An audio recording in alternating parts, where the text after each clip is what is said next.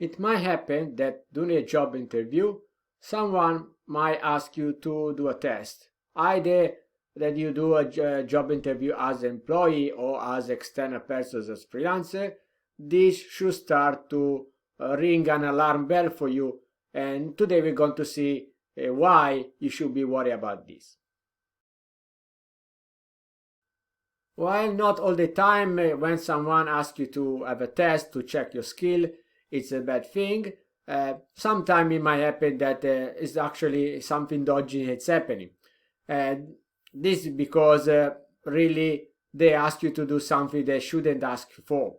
That's what happened to me a few days ago, and I talked about this a little bit in my previous video. And today I'm gonna to give a little bit more details about this. And also happened many times in the past, in more than 20 years I applied to jobs. I have this kind of test that someone was always trying to trick me somehow. So it's quite common practice, unfortunately, so be careful about this. Let's see, for example, what happened to me a few days ago, so you have a clear idea about what you shouldn't accept as a test, and actually you should just leave the job interview straight away, because you know it's already a wasting of your time. So applied to this job position was for user experience, user interface. They asked me to improve the lobby of this online multiplayer game. So basically I had to do not one but 5 different projects how to renew this lobby. So already this is quite an alarming bell for, and not a quite a small one, a quite big one, because they don't ask for one test, they ask for 5 different versions, 5 different style versions, and especially they ask for something that is actually a real issue for them, because they really need to improve the lobby. So you already understand that something is going wrong there, because they shouldn't ask to improve something on the website or the games or whatever, because that's basically asking for free work. In addition, they ask one of these 5 tests to be basically a final version, so all the nice colors set up, or the font, and so on. So you understand that this practice is not very good. First of all, as I said before, they don't ask you, they ask for you from you a free work, but also they ask this not only for you, to you, but to everyone that applies to the job. And then what's happening, that they're going to take the best ideas from everyone, they pick one, they're going to use it, and they say, oh, sorry, we don't have a job position for you for any reason, for whatever, doesn't matter. Or they could offer you a job, but maybe you understand that the environment is not really good, because they really try to use you even before you get the job. So even the job interview is finished, you know, you understand that's really starting bad the relationship between you and them. Especially in my case, I asked for by mail where the company was located. They didn't reply to me. I asked for how much was the wage. They didn't reply straight away. So you not even just say from this to this, not even a range. So really, it's something really dodgy. It's happening. You can understand that when you have many of these things, these dots, you can connect them, and then you see that it's really not worth to continue to apply for the job. Now, this is one of the bad cases in which you shouldn't continue to pursue the job, because really no point.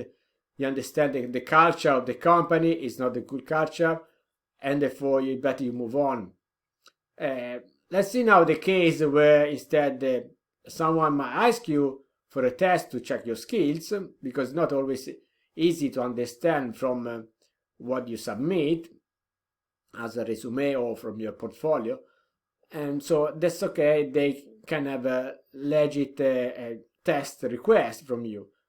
First of all, the job that they ask you, the test that they are going to ask you, doesn't have to be related to the company project or the company website or improvement in general for the company, because as I said before, otherwise it's just asking for free work. So let's say, for example, you apply as a game designer to work in a VR company where this company make video games. It's okay.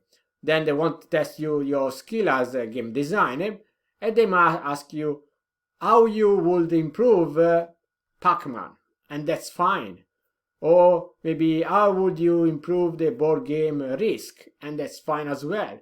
This because that company is interested in developing VR games, is not interested in creating a clone of Pac-Man, is not interested in creating a clone of Risk, and therefore they're not going to use your idea. Especially these tests can be done on the go. Maybe give you, I don't know, 10 minutes, 50 minutes, half an hour. They don't ask you to work on this project for a long time, for days, and then give you big project documentation.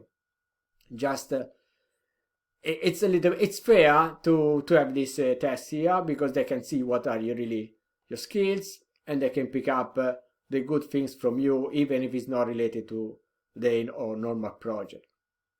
So this kind of things is okay to accept. And so what I want to say, this is what I want to say for today. I want to add new one more thing, and basically is that even if you are in the best situation economically, don't rush, don't feel like you need to accept the job, whatever is the condition, because really, if it's this before starting the relationship with this company, it's already dodgy at this point during the job interview.